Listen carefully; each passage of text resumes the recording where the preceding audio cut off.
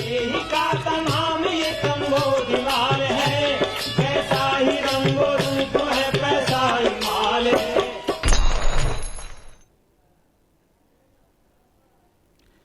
नमस्कार, money central में आपका स्वागत है। मैं हूं शुभम शंकधर। आज का मनी सेंट्रल है रुपी सेंट्रल। जी हां, रुपी सेंट्रल इसलिए क्योंकि डॉलर के मुकाबले रुपया ऐतिहासिक निचले स्तर पर आ गया है।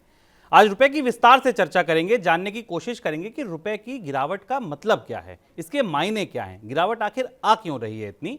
चर्चा के लिए मेरे साथ अंशुमान जी जुड़ गए हैं स्टूडियो में। सर, बहुत स्वागत है आपका।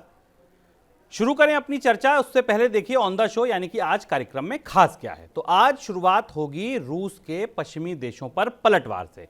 इसके बाद महिला दिवस पर होगा मनी 9 का विशेष पैकेज। फिर विस्तार से चर्चा होगी रुपए पर।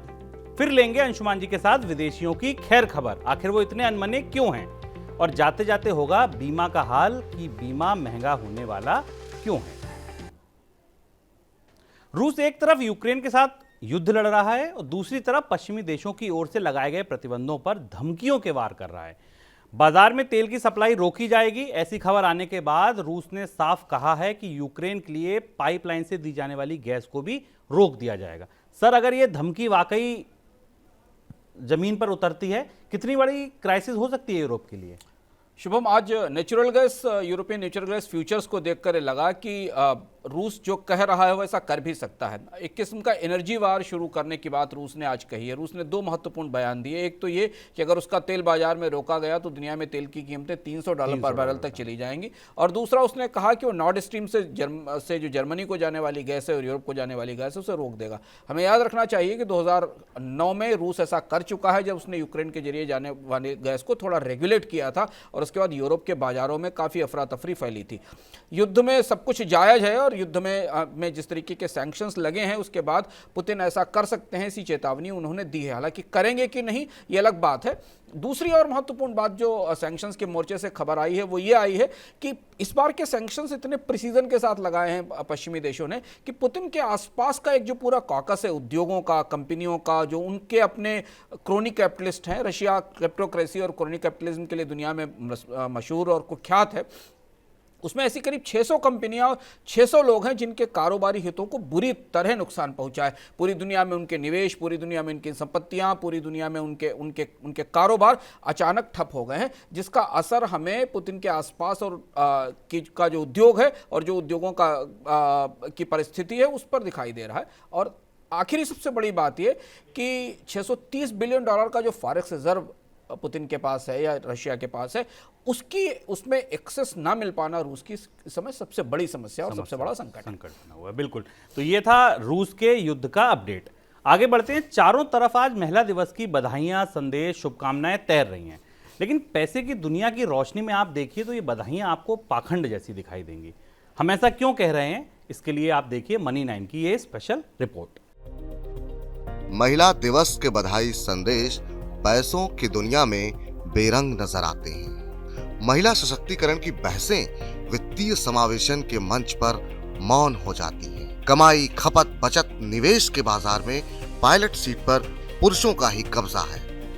यही कारण है कि वित्तीय आजादी की मंजिल आधी आबादी के लिए ज्यादा दूर की कौड़ी है। तमाम रिसर्च रिपोर्ट और सर्वे खंगाल लीजिए, आंकड़ों में ऐसी ही तस्वीर उभरती है। मुट्ठी भर महिलाओं की सफलता को एवरेस्ट मानने से पहले ये तथ्य भी जान लीजिए कि देश की प्रति 100 महिलाओं में से 77 के पास ही बैंक खाता पहुंचता है, लेकिन इन 77 में से 42 खातों में कोई लेन देन ही नहीं हो रहा। यानी 65% महिलाएं संगठित वित्तीय बाजार की पहली सीढ़ी तक नहीं चढ़ पाई हैं। उनके पास एक ऐसा बैंक खाता भी नहीं जिसमें महीने 2 महीने में कोई लेन देन होता रहे। अब सुनिए बचत और निवेश की कहानी। खास महिलाओं के लिए बनाया गया वित्तीय प्लेटफॉर्म लक्ष्मी ने 4000 कामकाजी महिलाओं की बचत और निवेश की आदतों पर एक सर्वे किया। सर्वे के नतीजे चौंकाने वाले हैं। देश की 60% महिलाएं अपनी बचत बैंक खातों में रखती हैं। 12% महिलाएं बचत परिवार के किसी सदस्य को दे देती हैं। 33% इमरजेंसी फंड के रूप में रखती हैं और सिर्फ 18% निवेश करती हैं। अधिकांश महिलाएं अपनी बचत का महज 6 से 10% ही निवेश करती हैं। निवेश का सबसे ज्यादा 42% हिस्सा गोल्ड में और 35% एफडी में जाता है। इसके अलावा 23% पीपीएफ, 17% चिट फंड और 14% म्यूचुअल फंड में जाता है। 10% शेयर बाजार और 3% कमोडिटी बाजार में जाता है। कुल निवेश का केवल 13% हिस्सा फाइनेंशियल एसेट्स में जाता है। शेष 35% पारंपरिक निवेश के विकल्पों में। अब चलते हैं डिजिटल दुनिया में, यानी करते हैं डेबिट कार्ड, क्रेडिट कार्ड और गूगल पे या पेटीएम जैसे मोबाइल वॉलेट की बातें। यहाँ तो बराबरी की बात ही बेमानी है। All India debt and investment survey के आंकड़े बताते हैं कि गांव में सिर्फ 20% महिलाओं के पास डेबिट या क्रेडिट कार्ड है, जबकि 64% पुरुष इसका इस्तेमाल करते हैं। शहरों में भी ये अंतर 17% का है। वॉलेट के लिए जरूरी स्मार्टफोन तो केवल 14% महिलाओं के ही पास है और इंटरनेट पुरुषों की तुलना में आधी महिलाएं ही इस्तेमाल करती हैं। तय राशि में घर का खर्च चलाने की जिम्मेदारी तो कई परिवारों में महिलाओं को दे दी जाती है, लेकिन नस्ल में बड़े खर्च मसलन प्रॉपर्टी खरीदना, कार खरीदना आदि में उनकी सहभागिता नगण्य है। कामकाजी महिलाएं जिन चीजों पर सबसे ज्यादा खर्च करती हैं, उनमें 32% ग्रोसरी, 18% बच्चों की फीस और 14% कॉस्मेटिक, कपड़े और निजी जरूरतों पर खर्च करती हैं। पुरुषों की तुलना में महिलाओं को कर्ज भी बड़ी मुश्किल से मिलता है। सर्वे के आंकड़े बताते हैं कि लोन रिजेक्शन की दर पुरुषों की तुलना में महिलाओं के लिए 2.5 गुना ज्यादा है। यानी व्यवसाय से जुड़े पुरुषों की अगर एक लोन एप्लीकेशन रिजेक्ट होगी तो महिलाओं की 2.5। कारण साफ है, कुछ गिरवी रखने के लिए ना होना, गारंटर ना मिलना और संपत्ति के कमजोर अधिकार। इन आंकड़ों की रोशनी में अब आप आसानी से ये समझ सकते हैं कि निवेश या बीमा के बाजार में महिलाओं के लिए गिने चुने प्रोडक्ट ही क्यों हैं। फाइनेंशियल प्लानर जितेंद्र सोलंकी 2 टूक कहते हैं, परिवार में वित्तीय निर्णय लेने में महिलाओं का योगदान प्रमुखता से नहीं होता। यही कारण है कि कंपनियां भी महिलाओं से जुड़े उत्पाद नहीं बनाती हैं, क्योंकि बाजार सीमित है। मनी 9 की गुजारिश है कि परिवार के वित्तीय फैसलों में महिलाएं अपनी भागीदारी बढ़ाएं, जैसे वे अन्य क्षेत्र में बढ़कर आगे आ रही हैं, और इस भागीदारी को बढ़ाने के लिए वे अपनी समझ को समृद्ध करें, क्योंकि मनी 9 कहता है, समझ है तो सहज है। सर, महिलाएं भागीदारी बढ़ाएं तब प्रोडक्ट आएंगे, उत्पाद आएंगे बाजार में, या पहले उत्पाद आ जाएं उससे भागीदारी बढ़ जाएगी? शुभम, ये रिपोर्ट जो मनी 9 की रिपोर्ट है बहुत महत्वपूर्ण कुछ तथ्य लेकर आती है, जिससे हमें आज महिला दिवस के दिन जो तमाम किस्म का कृत्रिमता हमने दिवसों के नाम पर बना रखी है उसे समझना जरूरी है। भारत में इनइक्वलिटी के कुछ ऐसे हिस्से हैं जिन पर हम चर्चा नहीं करते। जब हम गैर बराबरी की बात करते हैं तब हम इनकम इनइक्वलिटी की बात परिवारों के बीच में करते हैं, शहरों और गाँवों के बीच में करते हैं। इनइक्वलिटी का सबसे भयावह चेहरा जेंडर इनइक्वलिटी है इंडिया में, और जेंडर फिनेंशियल इनइक्वलिटी है। बाकी आप छोड़ दीजिए। फिनेंशियल इनइक्वलिटी में आप सबसे महत्वपूर्ण आंकड़ा समझने की कोशिश करिए। जिस डिजिटल इकोनॉमी की हम बात कर रहे हैं उसमें केवल 14% महिलाओं के पास स्मार्टफोन है। आप कैसे ये उम्मीद कर सकते हैं कि वो एक फाइनेंशियल ट्रांजैक्शन भी कर सकेंगी, यूपीआई से पैसा भी भेज सकेंगी? पहली चीज। दूसरी महत्वपूर्ण चीज इसमें यह समझ में आती है कि भारत के वर्कफोर्स में महिलाओं की हिस्सेदारी केवल 20% है, और जब उनके पास 20% हिस्सेदारी है तो उनके पास कोई ऐसी इनकम या एसेट है ही नहीं जिसे लेकर वो बैंकों के पास जा सके और बैंक उनके इनकम सोर्स की गारंटी को के बेस पर उन्हें फाइनेंस कर सके या उन्हें कोई प्रोडक्ट दे सके। इसलिए उनको डेबिट कार्ड, क्रेडिट कार्ड कौन देगा? किसी भी तरह से नहीं मिलता। डेबिट कार्ड उनको बैंक के बदले मिल जाता, क्रेडिट कार्ड तो कोई नहीं मिलेगा। बैंक अकाउंट्स की स्थिति हमने दिखा दी। अब आप सोचिए, मैकेंजी की रिपोर्ट कहती है कि अगर आप महिलाओं की हिस्सेदारी को जस्ट दोगुना कर दें बिल्कुल वर्कफोर्स में, तो भारत के जीडीपी में करीब 20 से 25% की बढ़ोतरी स्पष्ट रूप से दिखाई दे सकती है। लेकिन यह भागीदारी दोगुनी करने के लिए भारत के पूरे कामकाज के स्ट्रक्चर में, नौकरियों में और बाकी जगह हमें काफी बड़े बदलाव लाने पड़ेंगे। यहां चुनौती वित्तीय कंपनियों और वित्तीय एजेंसियों के लिए भी बहुत बड़ा सवाल है कि वो महिलाओं को दो महत्वपूर्ण मुद्दों में महत्व नहीं देती, जो सबसे बड़ी चिंता की बात है और जिस पर मनी 9 के जरिए हम लगातार सवाल उठाते रहेंगे। वो महिलाओं को बैंकेबल नहीं मानती, एक चीज, और दूसरी चीज वो महिलाओं को फाइनेंशियल प्रोडक्ट के लिए इंटेलिजेंट नहीं मानती। वो ये नहीं मानती कि महिलाएं फाइनेंशियल प्रोडक्ट्स खरीद सकती हैं, उनके अंदर खरीदने की क्षमता है, और इसलिए वो प्रोडक्ट नहीं बनाती। आप यहां तक देखें कि अगर स्पाउस का इंश्योरेंस है तो वो भी उसके हस्बैंड के इंश्योरेंस के साथ जोड़कर उसे मिलता है। इसे बदलना पड़ेगा, इसे बदलना बहुत ज़रूरी है, क्योंकि भारत में अगर आधी आबादी की आप बात करते हैं और तमाम तरीके के नारे लगाते हैं, तो उस आधी आबादी के लिए भारत के बैंकिंग फाइनेंशियल इंस्टीट्यूशंस, भारत की सरकारें सोचे तो उन्हें वो अधिकार तो दें, और उनके लिए हमें अलग से फाइनेंशियल प्रोडक्ट बनाने पड़ेंगे। हमें ध्यान रखना पड़ेगा कि उनकी बैंकेबिलिटी, उनके संपत्ति के अधिकार, उनके बिजनेस के स्ट्रक्चर इतने बेहतर हों जिससे कि वो मार्केट में जाकर लोन ले सकें और अपनी फाइनेंशियल इंडिपेंडेंस शो कर सकें। आखिरी सवाल ये, जो बात जहां ये पैकेज खत्म होता है हमारा, वो ये कि महिलाओं को फाइनेंशियल लिटरेसी बढ़ानी पड़ेगी। फाइनेंशियल फ्रीडम का रास्ता वित्तीय साक्षरता से ही निकलता है, इसके अलावा कोई और चीज नहीं। और वित्तीय साक्षरता के मामले में शुभ हमें समझना होगा कि वित्तीय साक्षरता उन महिलाओं में भी कम है जो दरअसल अर्न कर रही हैं, जो पैसा कमा रही हैं, जिनके नाम से चीजें खरीदी जाती हैं। जब हम कहते हैं कि महिलाओं के है, तो महिलाओं का है या महिलाओं के नाम से है? उनके नाम से अगर वो काम कर रही हैं, उनकी सैलरी आ रही है, उनके पास कारें भी हैं, तो दरअसल वो उतनी फाइनेंशियली खुद भी फाइनेंशियली लिटरेट नहीं है कि अपने निवेश के फैसले खुद ले सकें। और यहां से हमें ये एक किस्म की महिलाओं को अपनी जागरूकता शुरू करनी पड़ेगी कि वो समझ सकें कि फाइनेंशियल लिटरेसी उनके लिए कितनी जरूरी है। और जितना समझ उनके पास होगा, उतनी तेजी से कंपनियों और बैंकों पर दबाव होगा कि उनके बारे में वो सोचना शुरू करें और उनके लिए प्रोडक्ट बनाएं। बिल्कुल, क्योंकि कंपनियां इसी इंतजार में हैं कि आप साक्षर होइए, आप आगे बढ़िए, आप बाजार दिखाइए, उत्पाद तो बाजार में आ ही जाएंगे। हमने भी अपने इस रिपोर्ट के माध्यम से पैसों की दुनिया, चाहे वो कर्ज हो, बचत हो, निवेश हो, तमाम सवाल खड़े किए हैं। अंशुमान जी ने भी अपनी बात रखी है और इन प्रश्नों के साथ भी महिला दिवस की आप सबको बहुत सारी शुभकामनाएं। चलिए अब आगे बढ़ते हैं और आज सर बात रुपए पर विस्तार से करनी है। हुआ ये कि रूस और यूक्रेन के युद्ध की वजह से भारतीय अर्थव्यवस्था के सामने कई चुनौतियां एक साथ खड़ी हो गई। एक तरफ कच्चा तेल खोलने लगा, दूसरी तरफ विदेशी निवेशक भारतीय शेयर बाजार से बेभाव बेचने लगे। $16 बिलियन की बिकवाली अब तक कर दी है। इन दोनों से हुआ ये कि रुपया कमजोर हो गया। $1 की कीमत $77.44 के बराबर पहुंच गई। ये अब तक का ऐतिहासिक निचला स्तर है। अब ये गिरावट क्यों आई, कब तक रहेगी, इसके क्या मायने हैं, ये सब आपको बहुत आसानी से समझ आ सके, इसलिए हमने इस पूरी चर्चा को 6 बड़े सवालों में तोड़ दिया। पहला सवाल यह है, क्या सचमुच रुपया 80 के पार पहुंच जाएगा? दूसरा सवाल यह कि कमजोर रुपए का असर आपकी जेब पर और कंपनियों की जेब पर कैसे समझा जाए। बिल्कुल। तीसरे सवाल में हम ये जानने की कोशिश करेंगे कि तेल की कीमतों का असर हम पर होता कैसे है।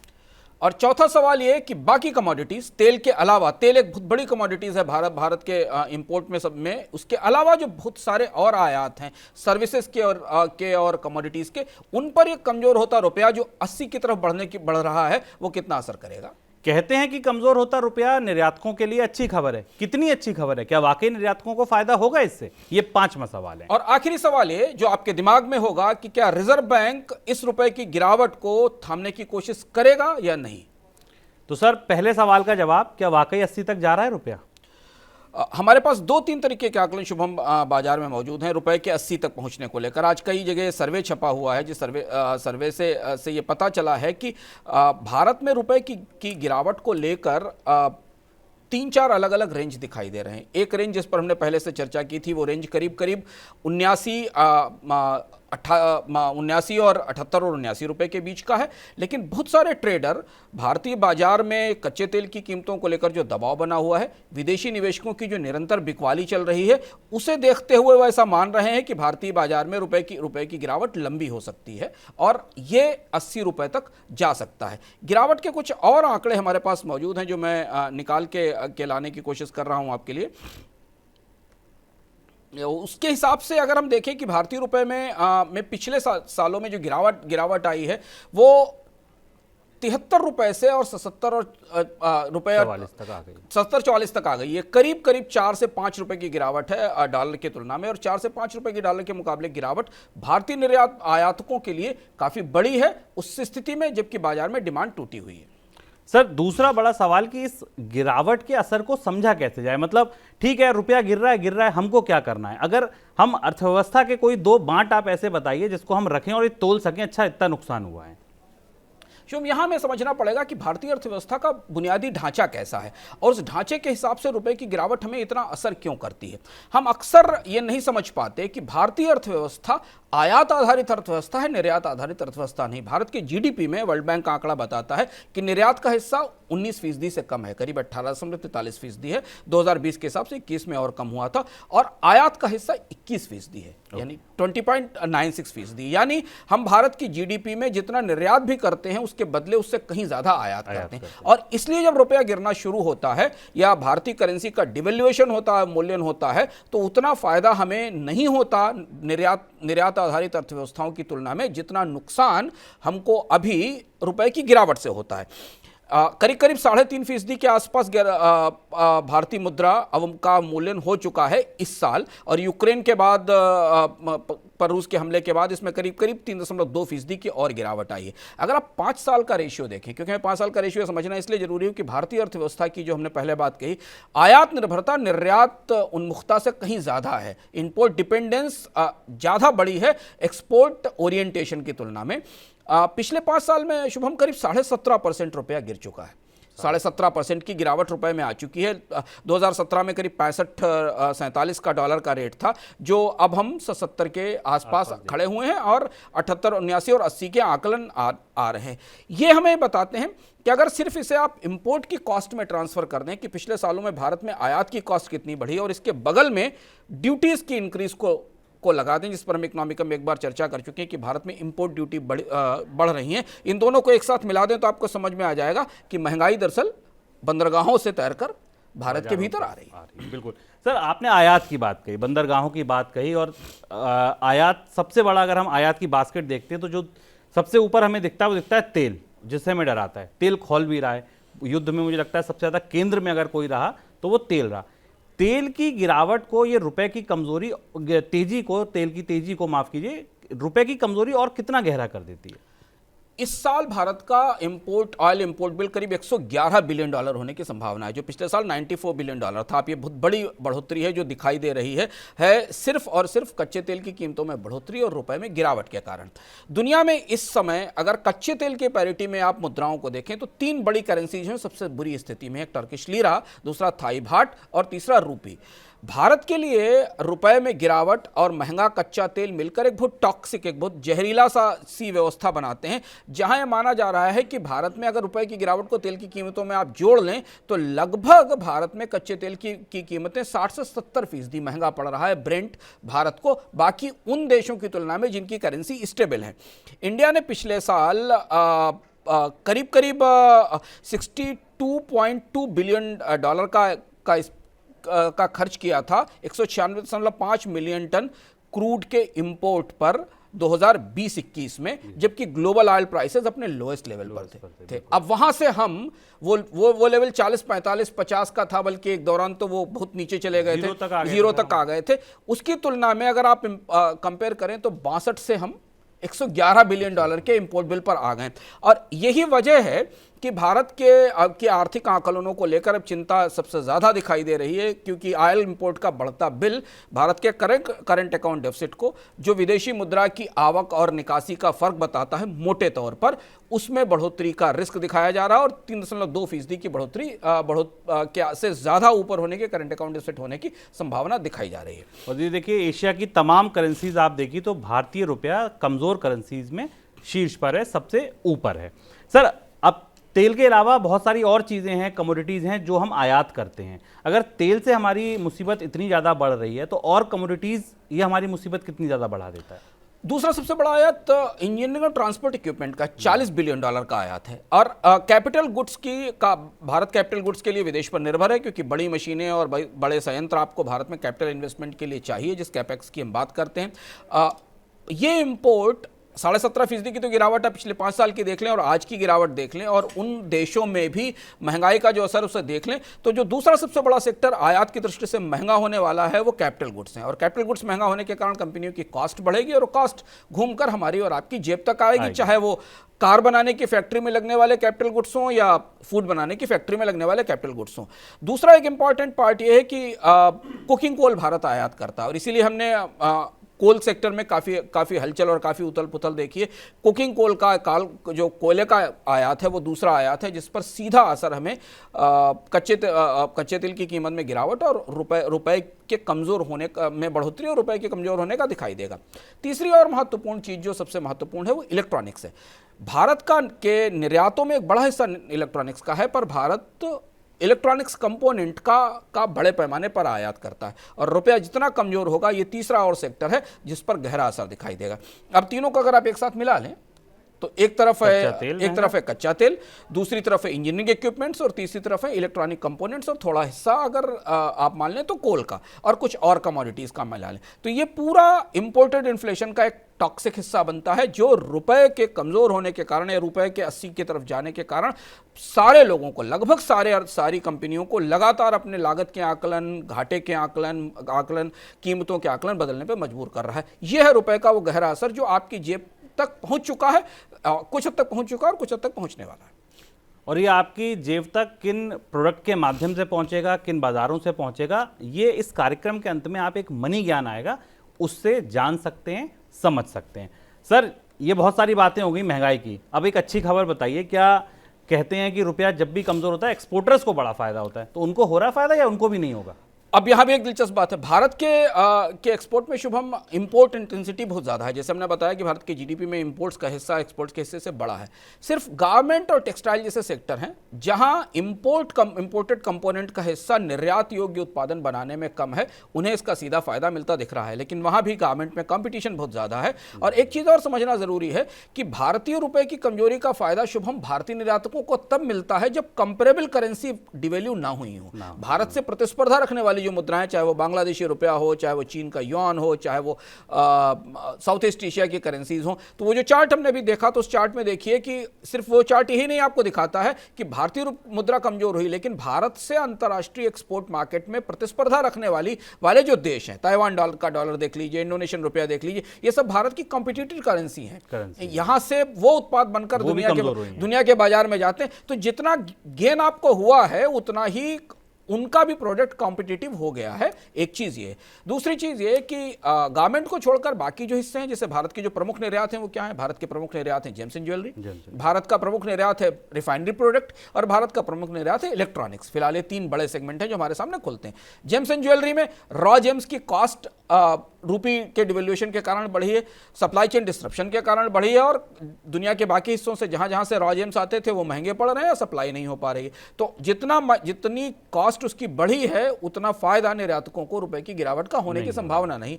दूसरी चीज पेट्रोल की, वो कहानी हम बात ही कर चुके हैं कि कच्चे तेल की कीमतें जहां पहुंच गई हैं वहां भारत की रिफाइनरीज के मार्जिन पे बड़ा प्रेशर। इस पर हम कभी मनी सेंट्रल में चर्चा करेंगे कि भारत की रिफाइनरीज के मार्जिन, क्योंकि उनकी कॉस्ट ऑफ क्रूड ऊपर जा रही। और तीसरा इलेक्ट्रॉनिक कंपोनेंट्स है, जिसके बारे में हम बात कर चुके हैं कि इलेक्ट्रॉनिक कंपोनेंट्स की कॉस्ट रुपए के डिवेल्यूएशन के कारण बढ़ी है।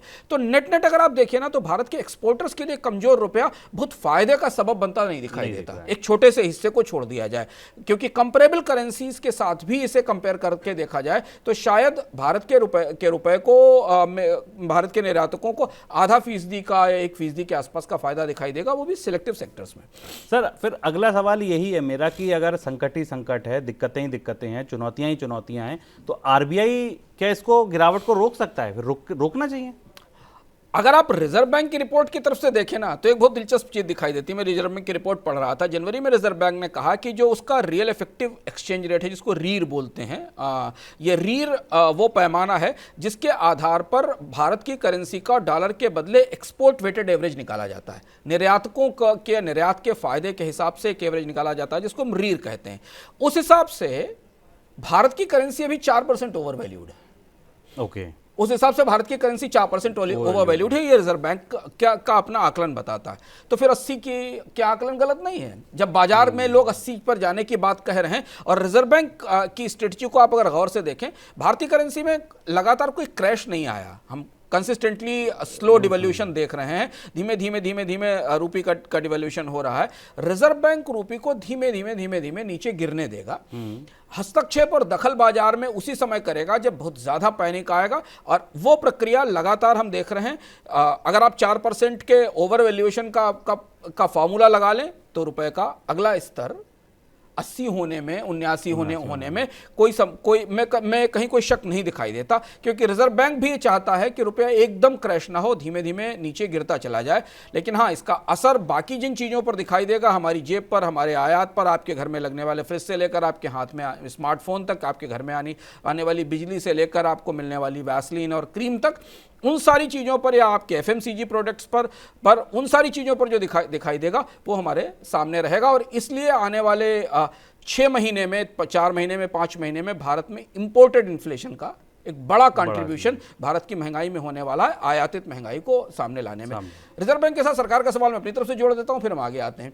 सरकार इस महंगाई से बचाने के लिए हमें क्या कर सकती है? सरकार इस महंगाई से बचाने के लिए हमें सिर्फ यही कर सकती है कि इंपोर्ट ड्यूटीज को कम कर दे। अगर वो आयात शुल्क कम कर सकती है इस समय, तो शायद आयातकों के लिए रूपी के जो गिरने का असर है उसको कुशन किया जा सकता है। पर सरकार ऐसा क्यों करेगी? क्योंकि सरकार के पास तो इस समय जो परिस्थिति है उसमें बजट्स में कॉर्नर कट करने का कोई विकल्प नहीं है। LIC का IPO और टल गया, LIC का IPO और टल गया।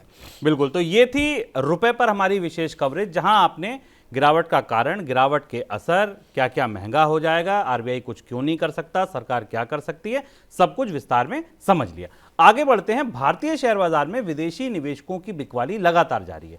अक्टूबर से अब तक विदेशी निवेशक लगभग 1.3 लाख करोड़ रुपए बाजार से बेच चुके हैं, शेयर इतने रुपए के बेच चुके हैं। यानी कि ये बिकवाली अगर आप डॉलर टर्म्स में देखें तो 16 अरब डॉलर की बैठती है। 2008 के बाद भारतीय शेयर बाजार में ये अब तक की सबसे बड़ी बिकवाली है। सर, यहां मेरा सवाल ये कि FIIs बेचते हैं, कोई बात नहीं, फिर खरीदते हैं। इस बार की ये बिकवाली क्यों इतनी ज्यादा चिंता, पैनिक या इतना पैनिक क्यों है ये FIIs? 2 बड़ी वजह हैं। भारत में विदेशी निवेशकों के निवेश के 2 बड़े पैमाने दिखाई देते हैं। एक पैमाना शुभम ये दिखाई देता है कि विदेशी निवेशकों की जो कॉस्ट ऑफ फंड है, जो पैसा विदेश से लेकर आते हैं, उसके बदले भारत में जो उनको रिटर्न मिलता है स्टॉक मार्केट में, जिसे आर्बिट्राज कहते हैं, वो हमेशा से अच्छा रहा है। दरअसल 2008 के बाद, लीमन क्राइसिस के बाद जितना पैसा दुनिया के बाजारों में डॉलर और यूरो छाप के बांटा गया, उससे ब्याज दरें कम हुई। भारतीय बाजारों में रिटर्न अच्छा था। भारत की मैक्रो स्टोरी, भारत की आर्थिक ग्रोथ स्टोरी थोड़ी बेहतर थी और इसलिए कंपनियां वहां से, विदेशी निवेशक वहां से निवेश कर रहे थे। अब इस गिरावट को जब गहराई से अंदर से देखें तो आपके सामने एक चार्ट है। ये चार्ट दिखाता है कि 2008 की फाइनेंशियल क्राइसिस के दौरान FIIs ने $16 बिलियन की बिकवाली की थी और निफ्टी करीब 58%, करीब 58 से 33% टूटा था। और आज उससे ज्यादा बिकवाली की है विदेशी निवेशकों ने और निफ्टी की गिरावट केवल 14% की है। यह फर्क हमें यह बता रहा है कि वो गिरावट ग्लोबल फाइनेंशियल क्राइसिस से ड्राइव हो रही थी, यहां ज्यादा गिरावट नहीं है लेकिन यहां 2 चीजें एक साथ मिलकर आ रही हैं। और इस पूरी गिरावट के चार्ट को अगर आप देखें, नोटबंदी देखें, MDFC का संकट देखें, कोविड देखें, तो यह पहला मौका है जब भारत के शेयर बाजारों में अंतर्राष्ट्रीय संकट और देशी चुनौतियां एक साथ मिल गई हैं। लगातार 2008 में निवेशक इसलिए बेच रहे थे कि भारत की अर्थव्यवस्था ठीक थी, विदेश की परिस्थितियां नहीं ठीक थी। नोटबंदी के समय वो बेच रहे थे कि विदेश की अर्थव्यवस्था मजबूत थी, भारतीय अर्थव्यवस्था में क्राइसिस थी, एक डिसरप्शन आया था और इसके बाद आप कोविड में देखें तो सब जगह डिसरप्शन आया था, इसलिए भारत की ग्रोथ स्टोरी में उनका भरोसा था।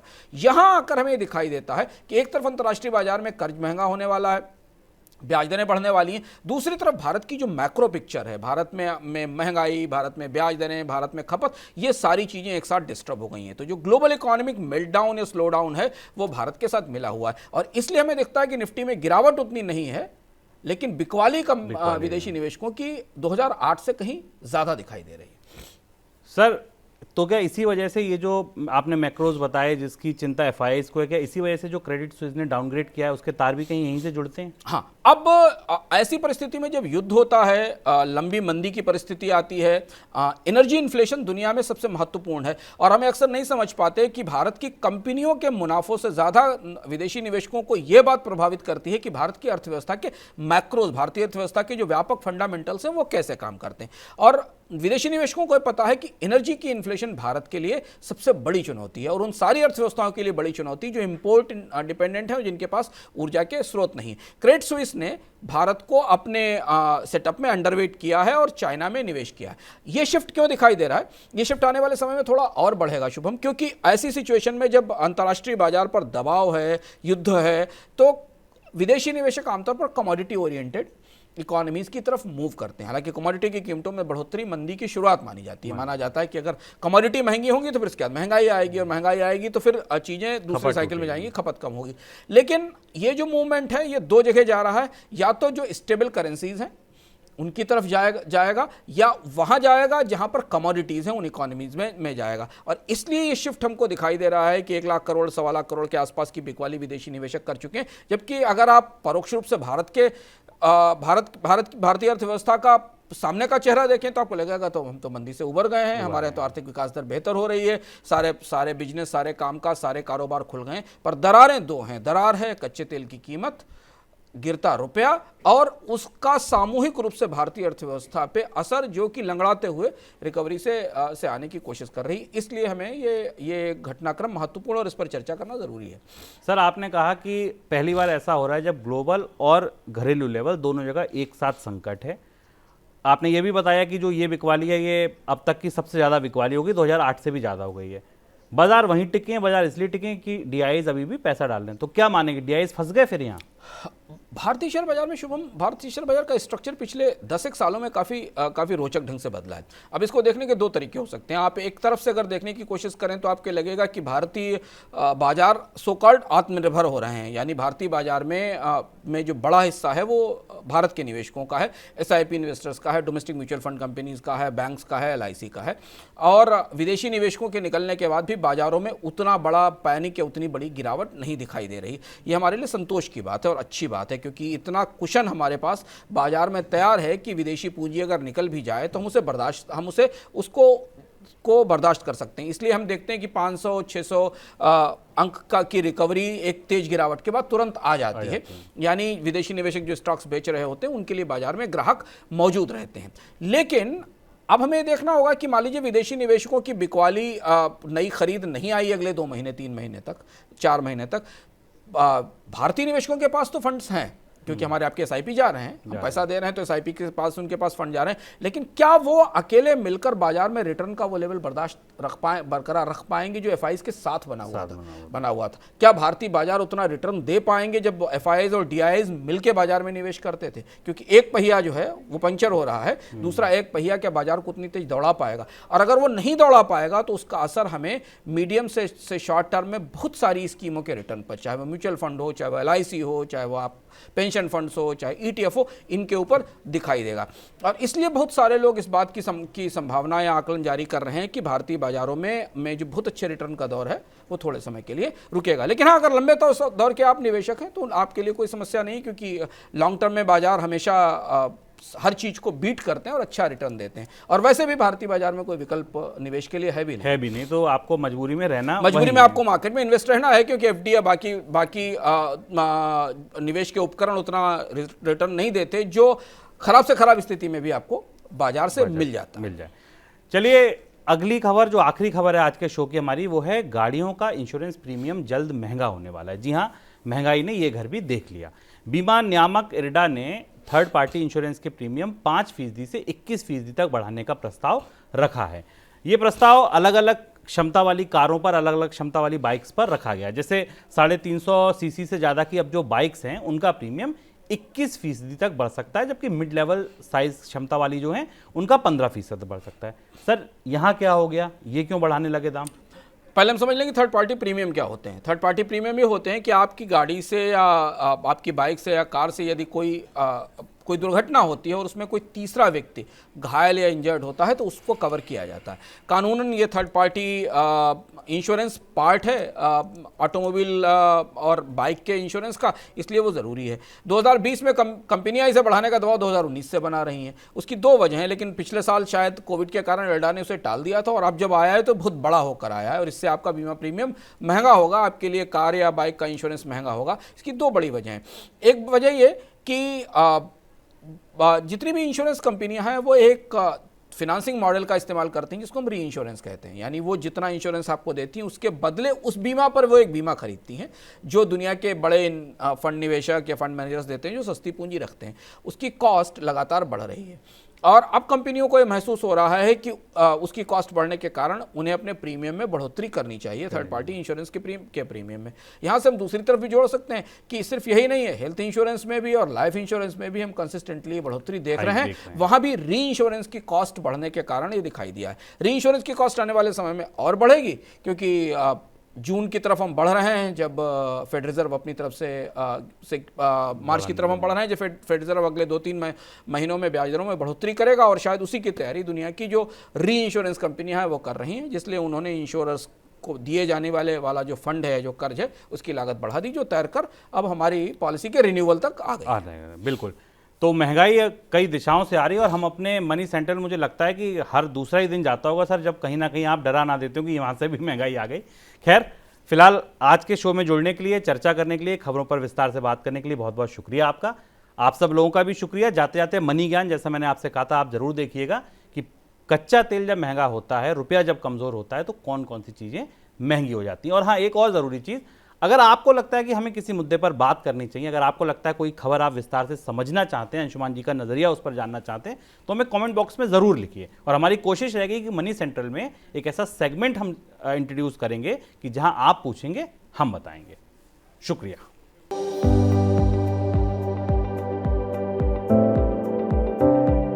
डॉलर मजबूत हुआ, रुपया कमजोर हुआ, ऐसी खबरें तो बहुत देखी सुनी होंगी, लेकिन इसका आपकी और हमारी जिंदगी पर फर्क क्या पड़ता है? मीडिया में दिखने छपने वाली ये हेडिंग्स बेशक बोरिंग लगती हैं, लेकिन हमारे जीवन पर बहुत गहरा और भारी असर डालती हैं। चलिए आपको यही असर दिखाते हैं। ये असर होता है पेट्रोल और डीजल के दामों पर, क्योंकि कच्चा तेल आता है डॉलर में और इसे खरीदने के लिए हमें देने होते हैं रुपये। पेट्रोल डीजल के दाम बढ़ेंगे तो माल भाड़ा बढ़ेगा, और अगर माल भाड़ा बढ़ा तो हर चीज के दाम बढ़ेंगे, फिर चाहे वो अनाज हो या फिर सब्जियां, रोजमर्रा में इस्तेमाल करने वाली चीजें हों या फिर दवाई गोली। पब्लिक ट्रांसपोर्ट भी महंगा हो जाएगा। दाम तो खाने के तेल के भी बढ़ेंगे। रोटी, कपड़ा, मकान, असर सब पर पड़ेगा। रुपये की कमजोरी देश की अर्थव्यवस्था को भी कमजोर बना देती है। रक्षा सौदे हों या फिर विदेशों में होने वाला निवेश, सब पर रुपये की कमजोरी का असर होता है। डॉलर की मजबूती विदेश में पढ़ने का सपना पालने वालों के लिए भी अच्छी खबर नहीं है। फीस से लेकर वहां रहना खाना तक उनके लिए महंगा पड़ेगा। वैसे अब सस्ता तो विदेश घूमना भी नहीं रहेगा। हर उस देश में जहां आप डॉलर चुकाएंगे, वहां जाना, घूमना, खरीदारी करना अब आपके लिए महंगा हो जाएगा। रुपये की कमजोरी का असर केवल आम जनता पर ही नहीं, सरकार और कंपनियों पर भी पड़ता है। बड़े उद्योगों और उद्योगपतियों पर भी पड़ता है। विदेश से आने वाला हर कच्चा माल महंगा हो जाएगा। डॉलर के महंगा होने से मोबाइल से लेकर लैपटॉप तक महंगे हो जाएंगे। कॉस्मेटिक सामानों से लेकर प्रीमियम सामान तक महंगे हो जाएंगे। यानी विदेश से आने वाली हर चीज, हर गाड़ी, हर घड़ी और हर कपड़ा महंगा हो जाएगा। कुल जमा बात यही है कि बेशक ये हेडिंग बोरिंग लगती हो, पेचीदा लगती हो, या फिर आपकी दिलचस्पी केवल राजनीतिक खबरों में हो, सच्चाई ये है कि रुपया जुड़ा है आपकी जेब से, आपकी जिंदगी से, जिसकी कमजोरी जिंदगी पर हर तरफ से असर डालती है।